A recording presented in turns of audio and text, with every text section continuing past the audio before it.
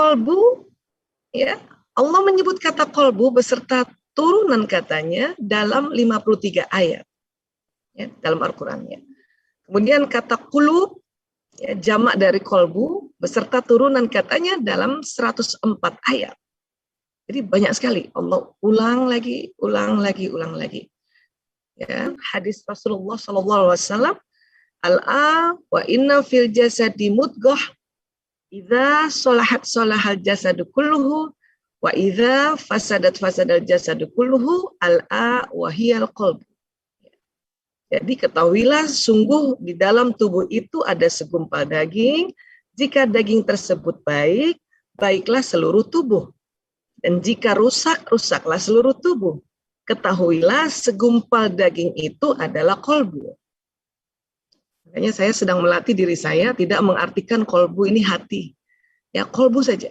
Karena posisinya dan organnya beda. Ya. Banyak orang kolbunya nggak ditulis. Ya, untuk terjemahan Indonesia ya, segumpal daging itu adalah hati. Gitu. Sebenarnya kolbu. Kita juga tahu berbagai ya pendapat ulama, dan saya juga selalu ambil satu ini dari Imam Al-Ghazali. Jadi definisi kolbu itu adalah daging yang bersuhu panas, berbentuk kusam, berada di sisi sebelah kiri dada, di dalam isinya ada rongga yang berisi darah hitam sekali. Kita juga pernah belajar bahwa di dada itu, di rongga dada ada organ namanya paru-paru. Cuman paru-paru ada di kanan dan di kiri. Bentuknya bukan mudghah, dia lebar. Ya, lebar. Ini yang virus COVID-19 ini yang senang cepat banget mengganggu si paru-paru kita ini ya, Masya Allah. Ya. Jadi kita jaga semua organ tubuh kita, namun karena hari ini kita bahas lagi tentang kolbu, kita cari dulu. Ya, jadi di dada ini ada paru-paru. Hanya tadi para ulama mengatakan diwakili oleh Imam Al-Ghazali, ya bentuknya itu ya bentuknya adalah rongga. Kemudian agak cenderung ke kiri. Selain paru-paru yang ada di dada itu adalah jantung. Jantung ini dia di tengah tapi cenderung ke kiri. Bentuknya rongga. Dan jantung ini kalau dibuka, di dalamnya itu darah hitam sekali.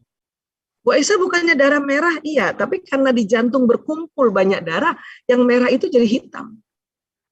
Imam Al-Ghazali mengatakan seperti itu, dan para ulama yang lain, apalagi dengan dibantu sekarang, ya penemuan anatomi, ya, baik yang orang yang masih hidup dengan alat-alat yang canggih, itu memang betul-betul di dalam rongga si jantung ini, warna darahnya hitam. Ya, hitam.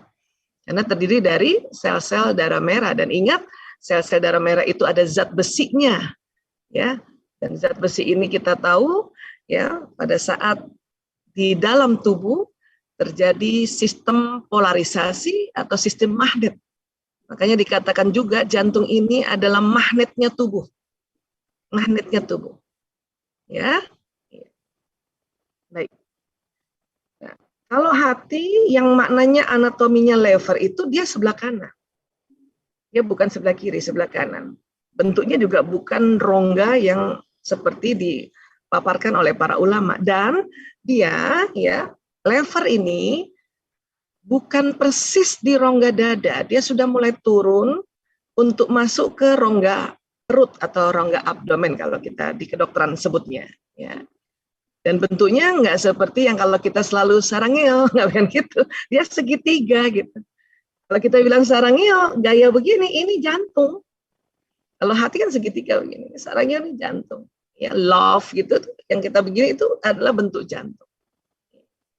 Karena memang kolbu ya bahasa Arab artinya jantung, hati itu kibdun. Hanya memang di Indonesia, bahkan bukan hanya di Indonesia, Asia dan Afrika mengartikan kolbu itu hati. Ya, mengartikan. Jadi waktu dari awal, dan karena sudah mendarah daging, jadi kalau ada orang bilang hati itu maksudnya kolbu. Ya, cuman kita kalau sudah pernah belajar mencoba untuk kolbu is kolbu lah. Ya. Kemudian kita lihat dulu khusyuk dalam pandangan Al-Quran. Ini ada di banyak ayat ya, kita ambil beberapa. Salah satunya di surat Al-Baqarah ayat 45 dan 46. Ya, Bismillahirrahmanirrahim. Jadikanlah sabar dan sholat sebagai penolong. Dan sesungguhnya yang demikian itu sungguh berat. Jadi sabar dan sholat itu berat.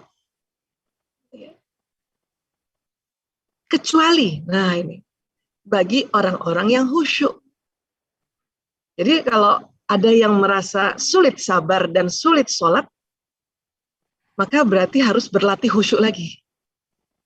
Ya, karena Allah yang langsung memberitahu pada kita bahwa sabar dan sholat sebagai penolong itu berat.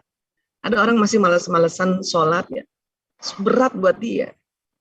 Cuman di sini dikatakan kecuali orang-orang yang khusyuk. Dan ingat ya, khusyuk itu latihan terus. Ya. Nah, ini masih koma, yaitu orang-orang yang meyakini bahwa mereka akan menemui Tuhannya dan bahwa mereka akan kembali kepadanya.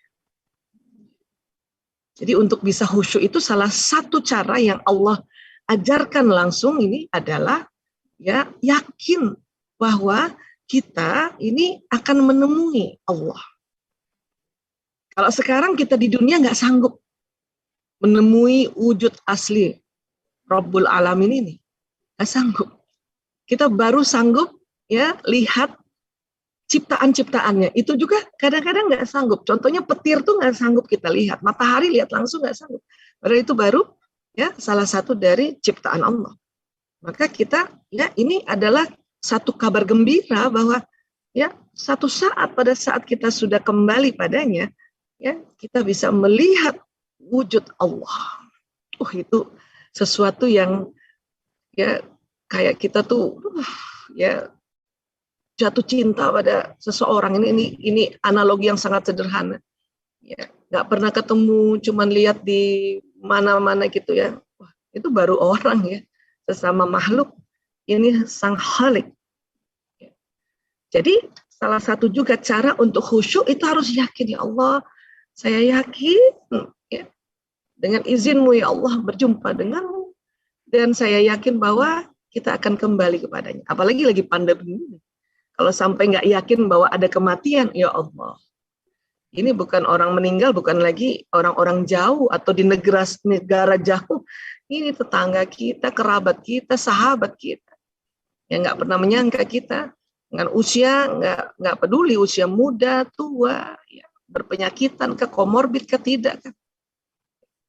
Jadi ini cara, ini tips yang Allah langsung berikan, ya. Sehingga pada saat kita berlatih terus khusyuk dengan cara meyakini, maka sabar dan sholatnya itu menjadi tidak berat. Dan ingat ya, sabar itu bukan diam ya. Karena nanti yang merasa, kok saya ya nggak bisa diam, berarti saya nggak sabar, bukan gitu. Sabar ini menahan. Ya, sabaru yasbiru, menahan. Menahan apa? Menahan diri untuk kalau setiap ada apa-apa, terutama pada orang terdekat kita, pada suami, pada anak, orang tua, pada saat kita emosi kita sedang menurun, marah kah, jengkel kah, kita tidak langsung melabrak. Ya, itu aja latihannya gitu, sama suami gimana, sama anak. Tapi saya nggak bisa, Bu Isa, saya harus ngomong. Iya, boleh aja ngomong. Cuman dengan kalimat yang baik dan pantas. Jadi kita boleh ngomong itu, menyampaikan sesuatu itu benar. Cuman caranya baik dan pantas. Benar, kita mau sampaikan apa yang kita rasakan kepada suami, cuman caranya baik dan pantas dong, itu suami. Sama anak juga gitu. Udah benar kita sebagai ibu ya ingin memberikan masukan padanya, tapi caranya yang baik dan pantas dong. Apalagi anak mungkin masih 5 tahun, apalagi masih yang bayi, ya Allah. Dan baik dan pantas itu termasuk adalah apa sih watak kita gitu. Karena kita sudah belajar tentang watak, bahwa watak itu anugerah Allah. Mungkin seseorang yang ekstrovert, baik dan pantasnya yaitu tadi ya ceplas-ceplos, cuman karena sudah belajar khusyuk, maka ceplas-ceplosnya tidak langsung ya terlalu kasar. Buat yang introvert ya bahkan nggak ngomong-ngomong, cuman karena sudah latihan khusyuk ya berani menyampaikan, kan itu. Ya, jadi ini khusyuk di dalam pandangan Al-Quran. Kemudian lagi di surat Al-Ahzab ayat 35, ya, sesungguhnya laki-laki dan perempuan yang muslim, ini pasangan-pasangan ya, laki-laki dan perempuan yang mukmin, Kemudian laki-laki dan perempuan yang tetap dalam ketaatannya, laki-laki dan perempuan yang benar, laki-laki dan perempuan yang sabar, laki-laki dan perempuan yang khusyuk. Wah, ini masuk nih kategorinya khusyuk nih. Laki-laki dan perempuan yang bersedekah, laki-laki dan perempuan yang berpuasa atau saum, laki-laki dan perempuan yang memelihara kehormatannya, laki-laki dan perempuan yang banyak menyebut nama Allah. Allah telah menyediakan untuk mereka ampunan dan pahala yang besar. Insya Allah ya kita termasuk orang-orang salah satu di antara ini ya, atau salah dua atau tiga. Aduh, kalau semakin lebih banyak kan semakin keren ya, Masya Allah ya. Dan ini tadi, Allah telah menyediakan untuk mereka ampunan dan pahala yang besar. Kok masih minta ampun sih Bu Aisyah? Bukannya ini udah bagus semua? Ya, dosa ini bukan melulu karena kita melakukan apa yang dilarang. Ya, menunda kebaikan, menunda hal-hal kebaikan itu juga masuk dosa. Makanya kita minta ampun juga. Dan ini disiapkan oleh Allah. Ya, Masya Allah. Oke. Nah, jadi dari dua ayat ini saja, para ulama mengatakan begini. Ya, jadi khusyuk ini adalah orang-orang yang kolbunya merasa menemui Allah.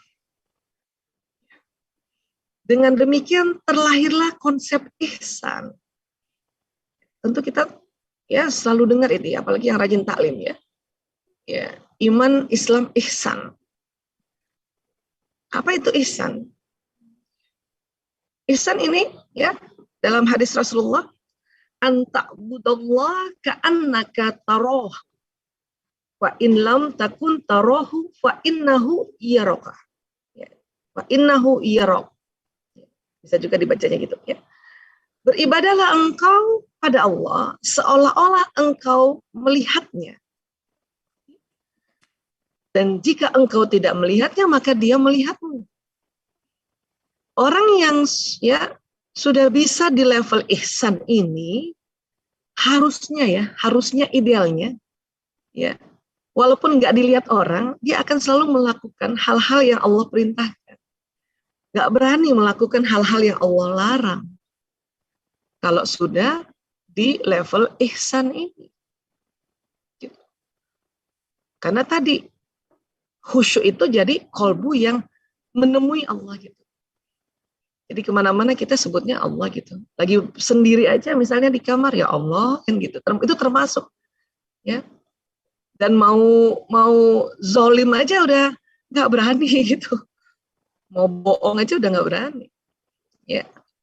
Mau fasik aja udah nggak berani karena ya meyakini bahwa kita memang nggak lihat Allah tapi Allah melihat kita. Nah ini, nah bisa sampai di level ihsan ini itu tadi latihan khusyuk. Sekarang kaitannya dengan kerja otak bagaimana Bu Aisyah? Ini juga saya sering sebetulnya sampaikan ya tapi hari ini kita detilkan lagi. Kita tahu bahwa otak dan badan kita ini diperantarai oleh sistem saraf. Berulang kali setiap ada seminar umum ataupun workshop ya saya memberikan gambar ini. Jadi ini ada saraf ini yang dari otak jalan di tulang belakang ya, ini kita lihat dari depan ya. Kemudian dari tulang belakang ini keluar serabut-serabut saraf ke seluruh tubuh, ini namanya sistem saraf tepi atau perifer, nervous system. Kalau yang pusat tuh yang ini, yang di sumsum tulang. Walaupun di ekor gini ya, ini termasuk sumsum tulang ini sebutnya saraf pusat. Ya. Kemudian kita belajar juga ya, sering juga kita pelajari bahwa otak ini kan terbelah nih, ya. Otak yang bagian kanan ya itu mengatur tubuh yang kiri. Jadi saraf-saraf yang kiri ini yang atur kanan. Kemudian otak yang kiri mengatur saraf-saraf yang kanan. Jadi saraf-saraf yang ke tubuh kanan ini ya itu yang atur otak kiri. Jadi bersilang. ini juga yang dijadikan patokan oleh para teman-teman sejawat dokter, apalagi yang di garda depan di IGD. Kalau ada kasus stroke, orang lumpuhnya di kanan atau bagian kanannya melemah, langsung dokter-dokter langsung ya bisa tahu bahwa ini ada masalah di otak kirinya gitu. Atau kebalikannya, kalau tubuh kiri yang melemah, ini ada masalah di kanannya. Sehingga nanti kalau habis diberikan pemeriksaan penunjang, yaitu CT scan kah, MRI, ya para teman sejawat ini, para dokter akan lihat, ini dia agak kanan nih, yang lemah. Langsung dia lihat foto kiri dulu, baru ke kanan gitu. Ya, ini patokan-patokan yang selama ini sudah dilakukan ya. Dan sekali lagi ini ya ciptaan Allah. Ilmuwan itu cuma menemui saja dengan peralatan-peralatan yang dibikin manusia. Oh kayak gini, oh kayak gini. Ya. Nah. Kemudian dalam ya perjalanannya juga ini oleh Dr. Roger Walker-Sperry yang neuropsikolog ini, dia lahirnya di Hartford ya di Amerika ini di tepi sungai ya Mississippi ya kalau nggak salah ya. Itu di tahun-tahun ya abad 19 itu menemukan bahwa otak kiri dan kanan itu ada perbedaan. Otak kiri ini kerjanya kalau kita bicara di kiri. Kalau kita affirmation atau penegasan itu kiri. Niat, menegaskan itu kiri. Berhitung kiri, detil kiri, analisa kiri. Kanan visualisasi. Membayangkan tadi seolah-olah tadi. Imajinasi. Intuisi, irama, sintesa. Sintesa itu adalah ya kalau kita bahasa di agama mengambil hikmah itu kan. Ini dua-duanya ada di otak kita. Ini kerjanya bisa berbarengan. Ya, bisa berbarengan. Makanya kalau misalnya kita sedang bertanya-tanya kok gini ya, kok gitu ya, kenapa gini ya? Itu sedang menganalisa itu otak kiri. Tapi kemudian kita memohon petunjuk ya Allah. Mohon petunjuk ya Allah, ini apa sih ini? Masalahnya apa ini? Misalnya gitu ya. Terus kita ya terasa Allah memberikan petunjuk, itu diberikan petunjuknya ke otak yang kanan. Muncul sintesa, muncul hikmah. Itulah yang sering nih Bu Isa sampaikan, mohon maaf teman-teman seandainya bertanya, baik bertanya langsung ya di chattingan Waprika atau bertanya di seminar dan sebagainya. Kan bertanya di sini bisa selalu bilang ya, insya Allah bisa doakan. Ya, insya Allah segera dapat hikmah dari pertanyaannya. Karena kadang kita kalau bertanya nggak perlu dapat jawaban dari orang yang kita tanya. Kadang belum tentu benar gitu. Tapi kalau kita bermohon pada Allah untuk dapat hikmah, kanan nyala. Kanan nyala. Ya. Nah, sebagaimana tadi kita ya belajar bahwa tubuh yang kiri ini yang atur otak kanan. Jantung posisinya itu dia cenderung ke kiri memang. Jadi saraf-saraf yang ada di jantung di sebelah kiri ini itu yang atur adalah otak kanan. Ya. Dan kita lihat ini otak kanan ya, fungsinya ini visualisasi, imajinasi, intuisi, irama, sintesa. Oke, nah. Kalau kita ngomong, itu baru di otak kiri.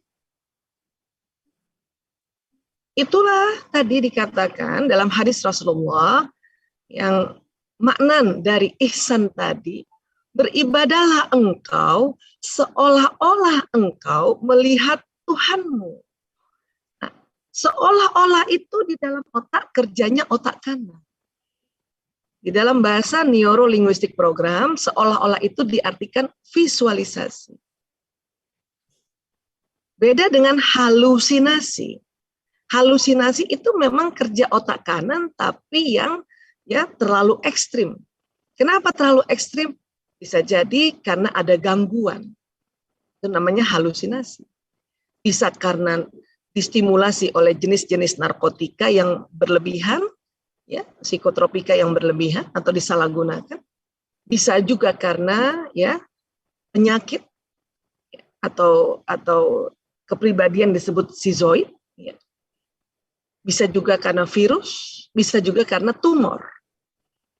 Jadi kalau ada orang halusinasi, seolah-olah ada orang ngomong dan dia lihat ya, Padahal kita tidak men-setting untuk membayangkan, dia muncul aja gitu ya. Itu satu yang kita perhatikan adalah ya mimik orang itu gimana. Mimik orang itu kalau dia biasa aja berarti bukan skizofrenia, karena ada orang halusinasi mimik wajahnya rata. Oh, itu kategorinya skizofrenia, gangguan kejiwaan. Tapi ada orang enggak, mukanya enggak rata, tapi dia juga sering mengeluh kepalanya sakit. Oh, bisa jadi tumor. Karena tumor di beberapa tempat ini di daerah kanan yang ditekan itu bisa memunculkan halusinasi. Orang-orang suka bercandain ya halu-halu gitu ya. Halusinasi.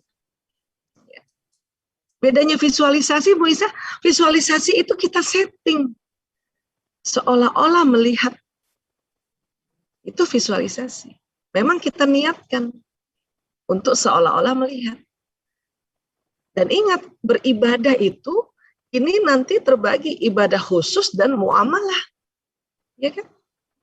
Jadi dalam kita nanti ya ibadah lainnya di luar ibadah khusus yaitu sholat, ya saum dan sebagainya, bermuamalah juga, berhubungan dengan ya perbisnisan ke pertemanan, itu harus tahu bahwa Allah melihat.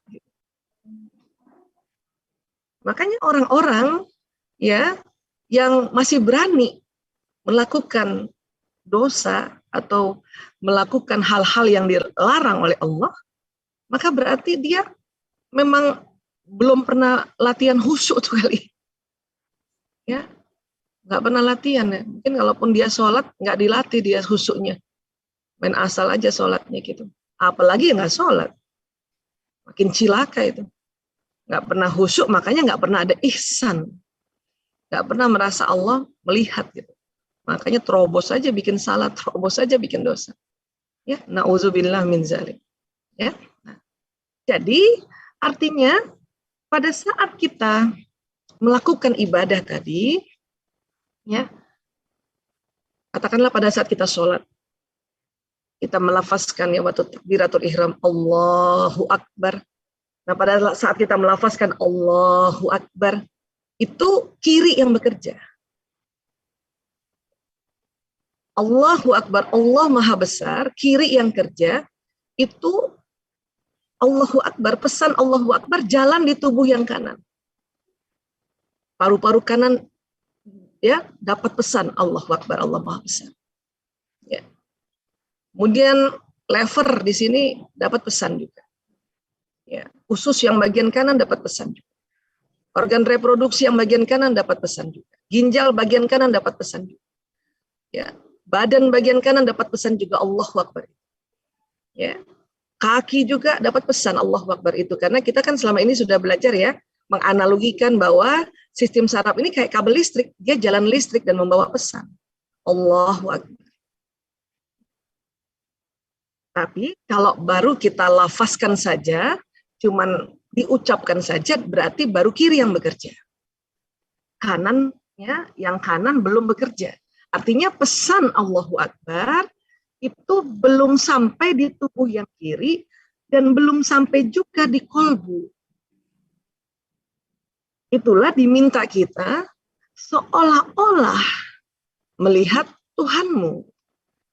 Seolah-olah itu otak kanan. Nah, cara kerja otak kanan salah satunya kan tadi visualisasi. Allahu Akbar. Makanya banyak sekali para ulama meminta kita pada saat kita sudah berdiri tegak sebelum Allahu Akbar, itu kita bisa memvisualisasikan, membayangkan kita berhadapan dengan Allah, dan tentu ya prosedur untuk membayangkan Allah itu tidak boleh bentuk person Allah dan Muhammad SAW. Namun dalam bentuk tulisan Allah, kemudian ada cahaya, itu dibolehkan. Jadi kita harus sudah siap-siap. Apalagi sudah Allahu Akbar. Allah Maha Besar. Bu Aisyah, kalau saya mencoba mengartikan, memfahami arti Allahu Akbar, itu bisa. Iya, itu juga salah satu kerja otak kanan. Ya, Salah satu juga kerja otak kanan. Nah, pada saat kita tahu itu Allahu Akbar, Allah yang maha besar, dan kita mengartikan dalam bahasa Indonesia Allah ya maha besar, ya. Tentu lafaznya tentu harus Allahu Akbar ya, karena jangan main-main dengan lafaz yang sudah diajarkan, karena itu masih lagi diteliti tuh. Apa yang terjadi tuh kalau lafaznya memang betul-betul seperti yang diajarkan Rasulullah SAW. Itu lagi diteliti lagi tuh. Cuman kadang-kadang supaya karena kita bahasa ibu kita bahasa Indonesia, kita mencoba mengartikan pada saat Allahu Akbar, Allah maha besar. Kemudian ditambah lagi bervisualisasi, ya kita menghadap kiblat, ya kiblat kita adalah ke Ka'bah. Kita membayangkan juga ada Ka'bah di depan kita. Membayangkan ada tulisan Allah dengan cahaya yang luar biasa yang nggak bisa kita sanggup melihatnya. Itu otak kanan kita sudah bekerja, dan pesan itu jalan ke tubuh yang kiri. Dan yang paling penting apa? Masuk di kolbu ini. Ya, masuk. Karena kalau tidak, ya kolbu ini nanti nggak power. Kan kita udah belajar bahwa di otak ada sambungan sambungan neuron, di kolbu juga ada sambungan neuron, di kolbu ada otaknya. Kita udah belajar berkali-kali itu. Ya, bulan lalu pun merasai pikiran juga kita sudah belajar. Jadi orang yang menyebut-nyebut Allah hanya lewat mulutnya saja, kan ada juga orang yang berbohong gitu kan. Wallahi, wallahi, wallahi. Ada orang yang juga menipu pakai Masya Allah kan gitu ya. Nah karena dia cuma sebut-sebut aja, dia jalannya cuma di kanan, kanan kirinya enggak. Ya. Makanya kolbunya ya, tidak ada Allah di situ, karena dia main asal sebut-sebut aja. Tapi buat orang yang senantiasa melatih, terutama pada saat sholat, karena sholat ini salah satu dari jutaan maknanya adalah melatih khusyuk, yaitu tadi, gunakan otak kanan. Ya, Allah. Kita baca kemudian doa iftitah. Ya, kita bayangin juga. Ya, supaya apa? Supaya masuk di sini. Al-Fatihah. Ya, bayangin itu. Ya, cara yang paling gampang itu tahu artinya, supaya terekam lagi di kolbu ini. Ya, nah, jadi seperti itu. Tapi Bu Aisyah 4 rakaat ini nggak bisa 4-4-nya begitu. Ya makanya latihan terus, latihan. Dan memang dalam sejarahnya juga di dalam Rasulullah SAW juga sudah menyampaikan, kalau kita baca sirah, bahwa memang di dalam 4 rakaat itu, jangankan 4 rakaat, 2 rakaat saja, itu dari takbiratul ihram sampai salam itu nggak semua orang ya bisa full gitu ya, kecuali Rasulullah SAW dan juga para nabi ya, sahabat-sahabat beliau saja nggak bisa tuh. Makanya ada sirah tentang kisahnya ya Ali bin Abi Thalib radhiyallahu anhu yang menyampaikan, Nabi kan sudah bilang ya, nggak ada tuh yang bisa khusyuk keseluruhan gitu. Kemudian Ali ini kan cerdas ya, dia pintunya gudang ilmu, tapi gudang ilmunya tuh Rasulullah ya. Saya bisa ya Rasulullah. Ya, kata Nabi ya oke. Kalau bisa 2 rakaat sholat sunnah aja, ya saya kasih nih sorbanku. Oh siapa yang nggak suka dikasih sorban? Ya, Ali bisa tuh mulai takbiratul ihram, ya terus ya khusyuk gitu. Sampai udah dikit lagi, itu Ali kepikiran tuh bahwa ya pecah pikirannya, wah dikit lagi nih saya selesai khusyuk. Ya, ini sorbannya Nabi dapat saya. Assalamualaikum warahmatullah. Assalamualaikum warahmatullah. Terus dengan lunglai Ali bilang, kata Nabi, kenapa kamu khusyuk bisa? Kata Ali bin Abi Thalib, nggak bisa ya Rasulullah. Ya, kalau bahasa populer kan udah dibilangin. Tetapi kita sebisa mungkin, ya sebisa mungkin, sesering mungkin, sebanyak mungkin mengkhusyukkan itu. Makanya sholatnya nggak boleh terburu-buru. Makanya ada ya yang disebut tumaknina tadi, tidak terburu-buru. Jadi gara-gara bisa tumaknina nanti bisa khusyuk gitu, melatih khusyuk gitu ya. Nah ini, jadi ini kaitannya dengan tubuh kita. Ini nih kita selalu ya menyampingkan yang kanan kita ini, karena kanan ini kan mengatur kiri dan kolbu di kiri. Bu Aisyah, kalau disirkan saja, Saya baca Al-Fatihahnya cuma dalam hati, istilahnya gitu ya, ngebaca. Apakah juga jalan? Ya. Ya kalau masih cuma diomongin saja, tanpa divisualisasikan, tanpa ya membayangkan seolah-olah ada Allah, ya tetap kiri, itu jalannya di kanan aja. Gitu. Tapi pada saat sir juga kita ya baca Al-Fatihah sir kita nggak lafazkan, ya kita juga memvisualisasi, barulah dia masuk ke situ. Itu terasa itu di kolbu itu. Tapi dalam sholat ini, bahkan dalam melafazkan Asmaul Husna, kita diminta untuk zahirkan sedikit. Tidak diam dan tidak terlalu keras. Kenapa? Itu juga maknanya nanti kerja otak. Kalau kita cuma sir, kan istilahnya sir saja atau dalam hati saja, ya itu cuma satu kali jalan. Tapi kalau dilafazkan sedikit zahir, pada saat dilafazkan Bismillahirrahmanirrahim, gitu ya, yang kita bisa dengar ya. Nah, itu waktu mulut melafazkan Bismillahirrahmanirrahim, jalan itu basmalahnya. Kemudian kita ya tahu memahami artinya, jalan juga di kiri. Tapi karena kita zahirkan sedikit, maka telinga mendengar, dan ingat telinga juga ini kan ada sistem saraf yang nanti dia menangkap apa yang kita lafazkan, jalan lagi. Jadi 2 kali jalan, makanya lebih power pesan itu jalan di badan. Sama ada beberapa ibu-ibu yang tanya, Bu Aisyah, itu keutamaan baca Quran langsung sama kita dengar murotal itu gimana? Tentu baca Quran langsung. Kalau kita dengarkan saja kan cuma telinga saja. Jalan, memang pesannya jalan. Ya. Tapi kalau kita melafazkan langsung atau buka buku Qurannya dibuka, ya itu ada 3 yang jalan. Ya, dari mata, karena mata melihat tulisan lafaznya Al-Quran ini, dari mata jalan pesannya juga. Kemudian kita lafazkan sedikit zahir, dari mulut pesannya juga jalan, dan waktu kita lafazkan dan kedengaran oleh telinga kita, maka jalan juga. Jadi 3 kali. Kalau baca Quran, yang membaca Quran itu 3 kali power jalan di tubuh ini. Yang mendengarkan makanya juga mendapat pahala, kenapa? Telinganya mendengarkan juga. Tapi yang membaca lebih power lagi. Power lagi. Ya tentu kalau dalam kondisi kita menstruasi atau nifas ya, beberapa yang masih meyakini kalau memegang Quran ini kita tidak dalam keadaan suci, ya sudah kita dengarkan orang ya melafazkan Quran. Kenapa? Karena itu juga masuk di telinga kita, masuk. Oke? Ya, jadi latihannya gini. Bayangkan. Nah, makanya ada istilah afirmasi itu di kiri, visualisasi di kanan. Ya, melatihnya kayak gitu. Di luar sholat bisa nggak kita melatih? Bisa. Dengan apa, Bu Aisyah? Pada saat kita berdoa. Pada saat kita mendoakan anak kita. Ya, kita doakan, ya Allah, saya kirimkan Al-Fatihah ini untuk anakku, sebut namanya. Ya, nah waktu kita bilang mengirimkan Al-Fatihah ini untuk anakku, itu kan kiri ya. Maka kanannya visualisasi hadirkan anak itu. Ya. Kemudian waktu kita baca lafaznya Al-Fatihah, kita tahu juga artinya, pada bersamaan jadinya kiri kanan.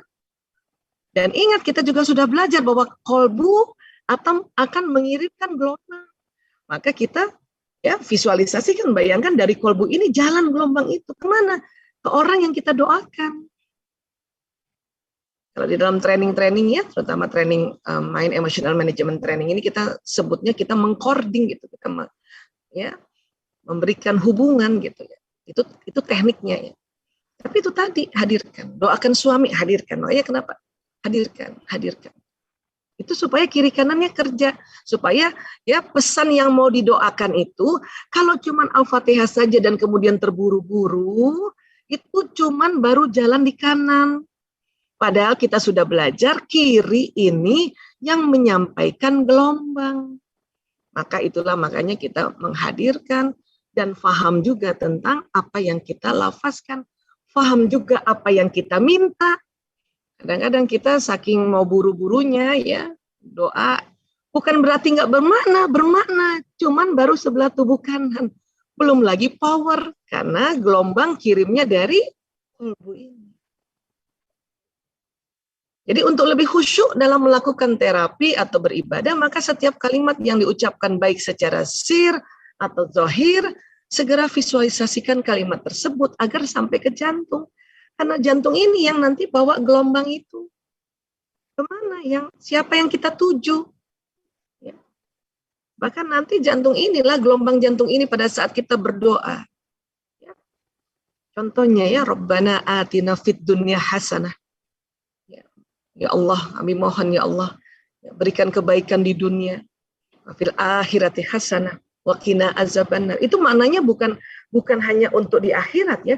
Itu maknanya dia akan jalan di badan ya. Dan juga yang untuk akhirat itu dibawa oleh kolbu kita yang paling utama ya, dan juga seluruh tubuh kita, dan insya Allah tersimpan di lauh mahfuz. Di lauh mahfuz, kitab nyatanya kita. Wallahu alam bisawab, beberapa ulama mengatakan lauh mahfuz ada di Iliyin, lapisan langit 7. Wallahu alam. Artinya, pesan bahwa kita minta kebaikan di akhirat dan dijauhkan dari api neraka yang akhirat, itu keluar dari kolbu kita dan tersimpan di kitabnya kita masing-masing permintaan itu. Kemudian kalau di tubuh nanti ya tersimpannya di mana Bu Aisyah, terekamnya? Kalau masih dalam kondisi hidup, di otak dan di kolbu itu sendiri. Dan nanti untuk bekal yang nantinya pada saat kita nanti sudah kiamat, ya, kemudian kita berkumpul ya di padang mahsyar, itu letak pesan kita, permohonan kita, doa kita, niat kita, apa yang sudah kita lakukan, amal kita itu di tulang tungging. Karena ya di otak dan di kolbu kalau kita sudah meninggal dia hancur lagi dengan tanah, hanya tulang tungging yang nggak hancur. Itu nanti ya menurut kitab alam barzah itulah nanti terjadi pengkloningan kita di tulang tungging. Tapi kita sudah punya ya data-data, jadi tulang tungging itu backup data saja. Tapi kita sudah kirim pesan maunya kita, ini ada di lauh mahfuz, di kitab kita masing-masing. Kenapa? Karena kita doa itu. Cuman kalau doanya tidak sampai di kolbu, ya, dia baru jalan di badan saja. Itulah makanya mengapa kita diminta khusyuk. Khusyuk itu perlu dilatih memang. Caranya karena kita sudah mulai tahu juga cara kerja anatomi tubuh. Oh, kiri kanan, kiri kanan, kiri kanan. Kanan visualisasi, kiri ucapkan. Ya, kiri penegasan, kiri detilnya. Ya, kanan visualisasinya, membayangkan seolah-olah itu tadi konsep ihsan. Oke, nah ini. Dan doa agar kita terhindar dari kolbu yang tidak khusyuk dan bisa meraih kekhusyukan, sebagaimana doa yang telah diajarkan Rasulullah SAW. Ya Allah, sesungguhnya aku berlindung kepadamu dari ilmu yang tidak bermanfaat. Jadi kita tetapnya ilmu yang tidak bermanfaat kita ini ya Allah akan lindungi kita dari ilmu yang tidak bermanfaat. Kan ada juga ilmu yang tidak bermanfaat. Kemudian dari kolbu yang tidak khusyuk. Dan dari jiwa yang tidak pernah puas, dan dari doa yang tidak dikabulkan. Ya, kita bermohon begini terus. Oke. Kemudian tips kalau sholat khusyuk ini sebagai ya sarana kita melatih khusyuk tadi. Jadi tadi kita sudah sepakat ya bahwa sholat ini kan dari jutaan atau ya miliaran maknanya. Salah satu adalah melatih khusyuk tadi. Makanya bayangkan sehari 5 kali yang fardunya. Buat saudara-saudara, sahabat-sahabatku yang sudah juga sampai sholat sunnahnya dilakukan, berarti kan latihan untuk khusus yang khusyuk ini kan jadi lebih banyak kan? Itu pasti lebih berhasil. Apa sih? Satu, membersihkan diri tentu. Ya, makanya disuruh ya wudu kan gitu. Nah, kemudian memakai pakaian yang bersih dan rapi. Nah, inilah kita latihan juga ya. Saya selalu melatih diri untuk mukena itu jangan sebulan pakainya, udah apek, bau amis dan sebagainya. Ya. Dan saya juga senang banget kalau mukenanya cantik gitu ya. Buat apa? Buat kita itu, buat kita untuk kita bisa itu tadi melatih kekhusyuan kita. Ya, ganti-ganti, ya, kita baju aja ganti-ganti ya. Ya, saya senang sekali kalau di ya sahabat-sahabat memberikan mukena dan saya selalu doa ya Allah ini amal jarinya buat sahabat-sahabatku ya. Kenapa? Karena itu cantik banget mukena yang bersih dan rapi buat kita yang perempuan ya. Tentu yang laki-laki juga begitu. Ya, jangan juga dipakai kaos untuk tidur juga, untuk olahraga juga. Makanya saya latihan juga untuk melatih anak-anak, nak, ya, pakai baju yang sopan, nak, yang bersih, nak. Ya, Bu. Gitu. Tapi namanya juga anak-anak kan, kadang dia lupa ya. Kita ingetin aja. Dan ngingetin juga yang santun juga ngingetinnya. Gak usah yang marah-marah banget. Malah anak-anak nanti nggak mau melakukan kalau kita marah-marah. Kemudian suasana tenang dan bersih. Makanya gimana cara tempat sholatnya tuh di mana? Dibikin cantik lah, bikin bersih, ya. Oke. Nah ini dia, pahami bacaan dalam sholat. Oke, kadang-kadang nih kita harus buka lagi tuh bab sholat, doa iftitah, dibuka lagi, baca lagi. Oh ini tuh artinya. Oh ini tuh. Ulang lagi. Ya. Fokus mata ke tempat sujud. Jangan tutup mata. Karena kalau tutup mata sering masuk terlalu dalam gelombangnya. Terlalu dalam gelombangnya, masuk kadang-kadang nanti ke teta yang dalam. Nah, kalau ke teta yang dalam ilmu teknik yang transaksional analysis in psikoterapi itu, ada bagian-bagian diri kita muncul. Memori-memori kita muncul. Jadi pada ngomong, ya, kalau matanya tertutup, takutnya tetanya dalam. Lain kalau untuk terapi. Kalau terapi memang kita sengaja mau ketemu bagian diri atau memori-memori. Makanya dia mau diajak ngomong, makanya tutup mata kalau kita. Dalam terapi muhasabah, ya, tutup mata. Tapi kalau untuk sholat, ini diharapkan berada di alfa. Ya, di alfa atau gelombang alfa. Ya, bagus lagi di gelombang alfa itu yang ukurannya 10 siklus per second. Itu membuka pintu bawah sadar, membentuk ya sambungan di otak, membentuk sambungan di dalam kolbu juga. Ya, makanya supaya seperti itu fokus mata ke tempat sujud. Ya. Dan tentu sebelum sholat selesaikan dulu hadas kecil dan hadas besar sebelum sholat. Ini tipsnya. Kalau ini saja sudah bisa dilakukan, ini sudah bisa kita melatih khusyuk kita ini. Ya, ya. Kemudian levelisasi sholat khusyuk itu ya ini. Ya, kalau kita kan tiga-tiganya harus sampai sini. Kalau anak-anak ya mungkin masih ini ya persiapan, ya siap, ya siapin sajadah, mukena ke atau sarungnya, ya wudu, gerakan, bacaan. Ya, ini 3 level awal ini yang memang dilatih pada saat anak-anak.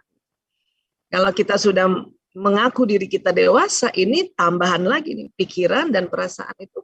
Ya. Pikiran tadi otak kiri dan kanan, perasaan ini yang kolbu. Gitu. Jadi rasakan.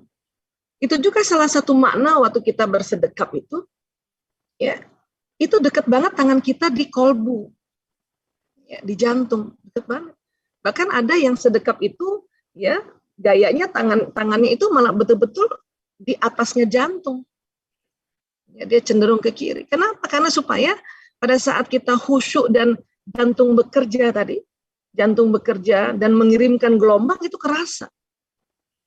Memang yang sampai level di perasaan itu enggak semua orang. Orang sholat dengan hanya persiapan gerakan bacaan ini banyak. Anak-anak juga gitu. Tapi buat anak-anak, it's okay itu untuk latihan. Tapi kalau kita sudah mulai dewasa, harus naikkan ke sini. Kalau enggak nanti makanya merugi kita sholat. Karena di dalam sholat ini kan kita berkomunikasi pada Allah. Kan gitu. Ya. Nah ini, jadi ini levelisasi sholat khusyuk ya. Kita tahu ya, kenapa nih pikiran duluan Bu Aisyah? Ya itu tadi kita tahu kan, pikiran kan ada gelombangnya juga kan. Jadi waktu pikiran kita ini ya mengartikan ya surat Al-Fatihah dan sebagainya kan, ini ada gelombang juga. Tapi perasaan kenapa the top one? Kenapa dia di atas? Karena kita sudah belajar juga bahwa ini penelitiannya di Institute of Harvard ya, jantung mempunyai medan elektromagnetik 5.000 kali lebih besar daripada otak. Dan kita sudah belajar dan berulang-ulang perasaan itu salah satu kerjanya jantung, kerjanya kolbu. Kan jantungnya bukan membawa darah aja, Bu Aisyah. Iya, membawa darah aja itu udah dahsyat. Di situ ada magnet karena darah bertumpuk. Ada mineral, ada zat besi di situ, ada cairan di situ, Masya Allah. Ada pertukaran karbon dioksida dengan oksigen di jantung ini, itu keren banget. Dahsyat. Belum lagi itu tadi bahwa ada otaknya di sini. Jadi makanya dia ini 5.000. Dan bahkan ilmuwan-ilmuwan juga yang sekuler yang mengatakan begini, ya, jika positive thinking menggunakan tenaga 1 watt, maka positive feeling menggunakan tenaga 5.000 watt.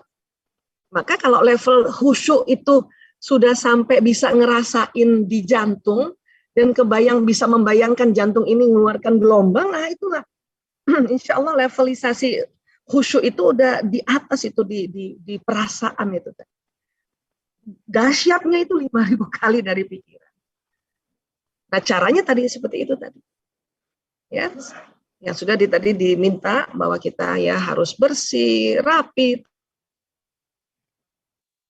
tenang, ngerti bahasa, dan itu tadi ihsan, membayangkan seolah-olah ya kita berjumpa Allah. Dan pada saat lagi sholat kita pas lagi nggak seperti itu ya, lagi cuman otak kiri saja yang kerja kan kadang-kadang gitu ya. Di Al-Fatihah aja misalnya di 7 ayat itu mungkin di ayat keberapa kita cuman diomongin aja. Tapi sudah dikasih tahu juga di dalam hadis Rasulullah tadi bahwa kalaupun kamu nggak lihat, Allah melihatmu. Ya sudah kita tinggal kembaliin aja lagi. Kembalikan lagi kehusyuan kita latih lagi. Oh iya, astagfirullahaladzim gitu ya. Kita fokus lagi. Pakai lagi otak kanan visualisasi. Bayangin lagi, rasakan lagi itu. Jangan mumpung lagi bersedekap kan, rasakan lagi di jantung ini nyala gitu. Ya, karena itu levelisasi khusyuk tadi. Oke. Jadi kita harapkan ini keluar membawa pesan alam semesta. Terutama doa kita ini kita harapkan Allah simpan di Lauh Mahfuz sehingga nanti dikabulkannya one day, baik di dunia maupun di akhir. Ya. Termasuk juga misalnya ya kan saya mau luruskan ya kawan-kawan mungkin masih belum lagi menangkap apa yang kita sharingkan. Ya. Selalu mengatakan kita selalu positive thinking, kan gitu ya, selalu. Saya bukan selalu. Bu Isa kan pernah selalu bilang kan dalam sharing bahwa negative feeling itu atau emosi yang negatif yang ada di otak itu anugerah Allah. Itu boleh dinyalakan. Cuman caranya adalah memang kita diminta berhusnuzon setiap saat. Namun kalau ada kejanggalan kita tanya lagi, ya Allah, suami saya ini, kan husnuzon kita sama suami ya, kok hari ini agak aneh ya, ada apa ya Allah, mohon petunjukmu. Itulah dialog kita. Supaya apa? Oh ternyata sakit, makanya mukanya redup. Ini saya mau luruskan ini, cara memandang satu situasi. Ya Allah, kan kita sama anak kan husnuzon kan? Ya, bahwa anak kita soleh, anak kita juga anak yang baik, anak yang taat, kan harus gitu. Tapi suatu ketika kita agak aneh lihat anak ini. Tanya dulu sama Allah supaya jantung ini nyala. Ya Allah, mohon petunjukmu ya Allah. Anakku kenapa ya? Gitu. Oh, ternyata sedang ya habis dimarahin gurunya barangkali. Supaya Allah buka tabir itu. Begitu juga terhadap sahabat atau orang-orang yang kita baru ketemu. Ya, memang kita mengedepankan husnuzon, memang itu yang diajarkan. Tapi kalau kita lihat keganjalan, kita tanya sama Allah, ya Allah, ya orang ini saya baru ketemu, cuma kayak ada yang janggal ya Allah, bukakan tabirmu. Ya. Nanti dibuka gitu. Ya Allah, teman ini kayaknya baik ya, tapi apakah benar? Kan belum tentu benar ya. Bukakan tabir. Tapi ingat, pada saat Allah membuka tabir itu, ada waktunya. Kenapa? Allah yang maha tahu, tubuh kita udah siap, belum ini dibuka tabirnya. Termasuk kasus-kasus, maaf, ya ini kasus-kasus real ya. Seorang istri merasa ada kejanggalan suaminya, terus berdoa, ya Allah, bukakan tabir. Tapi nggak langsung dibuka oleh Allah. Kenapa? Allah tahu ini istri belum siap. Kalau langsung dibuka, kita yang nanti istri ini pingsan bahkan mati duluan karena jantung. Kan? Maka sabar, Allah tahu, Allah yang maha tahu. Yang penting kita minta dibuka. Allah maha tahu. Siap secara fisik, secara mental. Sehingga dia bisa melakukan antisipasi. Oh, dia mulai ada dia chatting-chatting wapri dengan somebody. Misalnya gitu kan. Tapi karena sudah siap, kita nggak pingsan dan nggak mati. Kalau mati nggak bisa diantisipasi. Karena pada saat seorang istri menemui misalnya ya kasus-kasus suaminya ya mungkin bercengkrama dengan wanita lain yang bukan muhrim, itu kan keliru. Maka istri kan harus mengantisipasi untuk ingatkan, tarik kembali itu suami. Makanya harus siap secara fisik, walaupun goncang sedikit, tapi emosi memang turun dikit, pasti marah, tapi segera Allahu Akbar, Allahu Akbar. Tanya lagi sama Allah, apa yang harus saya lakukan ya Allah? Apa yang saya harus kerjakan ya Allah? Oke, Allah kasih tuntun misalnya gitu. Bicara pada suamimu. Tapi ingat ya, ada adabnya. Oke, bicara sih sama suami. Ya. Kemudian dituntun juga sama Allah untuk nggak usah terlalu kepo. Kalau udah bicara sudah. Ya, nggak usah juga kepo-kepo. Nanti tambah sakit hati kalau kepo-kepo. Pingsan lagi, orang udah disiapin kok. Gitu. Ya kan? Ya. Atau bicara dengan keluarganya. Bicara, kan itu disiapkan. Termasuk kasus-kasus anak-anak yang menyimpang. Ya. Karena Bu Isa sudah sejak 98 ngurus narkoba. Ya. Ibu-ibu kan kalau ngelihat anaknya pakai narkoba kan udah feeling sebetulnya. Kan udah ini perasaan. Dan tentu harus lakukan langsung dialog. Ya Allah, saya lihat anakku aneh ya Allah. Ada apa ya Allah? Mohon dibukakan tabir ini ya Allah. Nggak langsung terbuka saat itu karena Allah tahu ini ibu tuh belum siap. Pada saat terbuka tabirnya tuh anak pakai narkoba, sesungguhnya itu harus yakin bahwa kita sudah Allah siapkan. Secara fisik, secara mental. Supaya apa? Ingat Allah kembali. Ya Allah, astagfirullah ya Allah. Ya.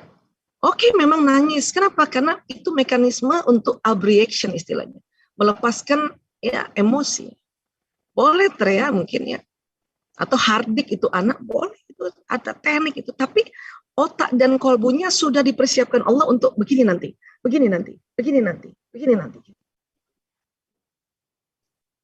Termasuk kasus-kasus lain ya. Ya, kita tahu bersama ya kasus kemarin Bu Isa ada penipuan ya padahal oleh orang dekat ya. Dari dulu juga ngelihatnya sih beberapa bulan lalu melihat ini janggal, bahkan sudah didiskusikan dan mohon Bu Isa doa ya Allah bukakan kejanggalan teman ini ya Allah.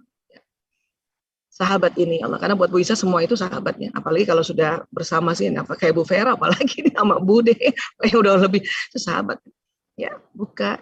Nah, tapi yakin bahwa pada saat terbuka itu harus sudah siap. Makanya kemarin cukup ya siap. Goncang sedikit tapi langsung naik siap. Secara fisik, secara mental, secara waktu. Allah udah atur. Ya. Seandainya Allah tidak atur waktu, nggak bisa Bu Isa lapor dia ke polisi bahwa itu kemarin diatur waktunya. 1 pekan ini sebelum ada kasus ini, itu udah memang libur. Sehingga bisa urus kasusnya, bisa lapor ke yang berwajib, itu ada waktunya. Kalau enggak kan bayangin di kantor polisi kita seminar juga begini, karena udah terlanjur janji seminar sama panitia. Dan panitia kalau udah terlanjur janji, ya itu nggak ada kata mundur kita gitu. Jadi sekali lagi itulah dialog kita yang harus kita lakukan sama Allah. Ya Allah, ada apa ini? Memang kita diminta untuk apapun, termasuk kondisi pandemi ini kita harus husnuzon. Ya Allah, ada apa ini? Hikmahnya itu. Makanya walaupun kita pandemi, kita sholat tetap alhamdulillahirabbil alamin. Segala puji bagi Allah. Ya, Tuhan semesta alam. Ya, bisa kalau disuruh doa supaya COVID ini berlalu, kayaknya kenapa doa begitu? Kita doa alhamdulillah dulu ini, karena banyak hikmahnya. Ya kan? Banyak banget hikmahnya. Udah nggak bisa lagi pakai kata-kata. Kalau Bu Isa disuruh, Bu Isa coba bikin modul hikmah pandemi. Waduh, bisa hari-hari itu. Bisa hari-hari dibahasnya. Ya. Jadi sekali lagi ini kolbu ini kerjanya luar biasa. Ya. Dan sekali lagi hal-hal yang baik itu akan jalan dengan gelombang yang teratur. Makanya disebut gelombang koheren. Ya. Dan mungkin kita sering kolbu yang tidak pernah terlatih khusyuk, jarang sholat, jarang baca Quran, jarang mengkaji, maka ya kolbunya juga selalu mengirimkan hal-hal yang buruk. Kok bisa Bu Isa? Iya. Coba deh teman-teman, kalau kesel sama seseorang kan, gemes banget kan sambil ngebayangin orang itu kan, nah hati-hati. Waktu kesel sama seseorang dan ngebayangin orang itu kan kolbunya nyala kan. Karena waktu ngebayangin orang kekesalannya kita itu, ya atau misalnya kesel sama suami, ngebayangin suami ya masih berhubungan dengan perempuan itu, hati-hati, ngebayangin kan kerja otak kanan, jantung tetap kerja. Makanya hati-hati, pesannya bisa terkirim juga. Cuman sekali lagi Allahu Akbar, Allah Maha mengatur, Allah Maha bijaksana, Allah Maha adil. Yang buruk-buruk itu memang keluar, dia pergi ke alam semesta hanya karena gelombangnya inkoheren, gelombangnya tidak teratur, maka sampainya masih lebih lama dibanding hal kebaikan. Bayangin tuh. Kita kan kalau ingat yang nggak enak kan inget banget kan. Jadi ingat tuh waktu kita nginget banget detil di otak karena kan jantungnya nyala. Untungnya gelombangnya inkoheren. Ada kesempatan untuk apa? Astagfirullahaladzim. Astagfirullahaladzim. Astagfirullahaladzim. Untuk nata ulang lagi, baru setting ulang lagi. Ya Allah, saya mohon ya Allah. Ya, Engkaulah segalanya ya Allah. Ya, alhamdulillah segala pujimu bagimu ya Allah, segala puji bagimu ya Allah ala kulli hal atas segala sesuatu. Ya. Nah ini supaya keluarnya yang gini gitu.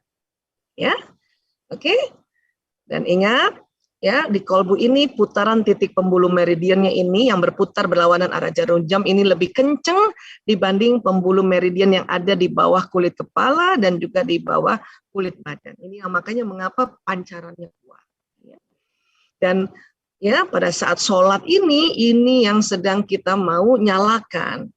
Mulai dari takbiratul ihram sampai salam, ya dengan cara tadi, itu cara simple yang tadi otak kiri kanan itu, dan tadi juga sudah diajarkan oleh Allah langsung untuk meyakini supaya khusyuk itu, meyakini bahwa kita insya Allah berjumpa pada Allah, ya, dan meyakini bahwa kita akan meninggal, itu cara yang paling dahsyat.